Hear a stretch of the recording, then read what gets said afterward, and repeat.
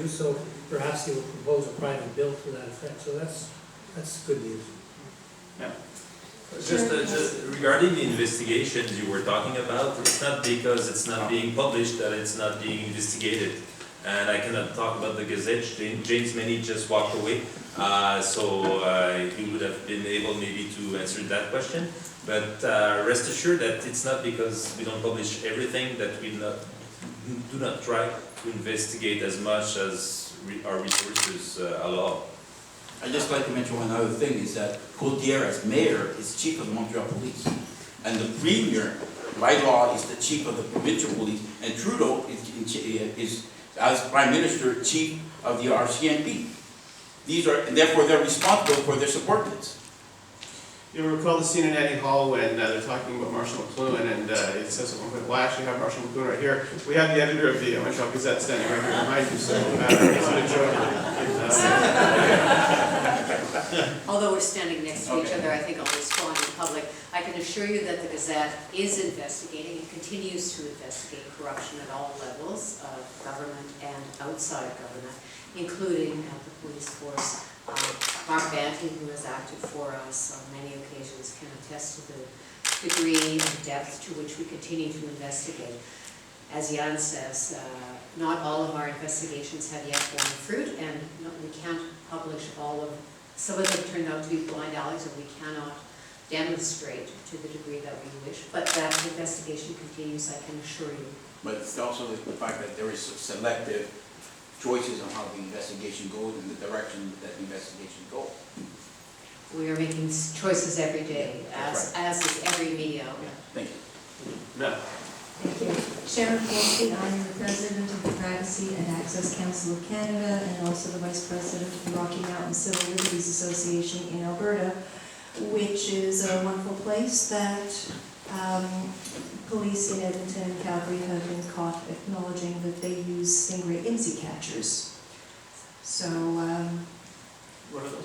it's the fake cell phone towers that catch all telephone communications. Much less subtle than what you're enjoying here. And as an original Montrealer, it sounds like things haven't changed since I left here many years ago. However, to the lawyers, please, you speak about the culture in police that needs to be changed along with legislation. But I'm wondering, considering that the federal government, recent and current, have increasingly implemented laws such as C-51 and routinely collude with other members of the Five Eyes nations through legislation and information sharing requirements embedded in international so-called free trade agreements. Those provisions are seldom discussed, of course. It's all done under the guise of national security.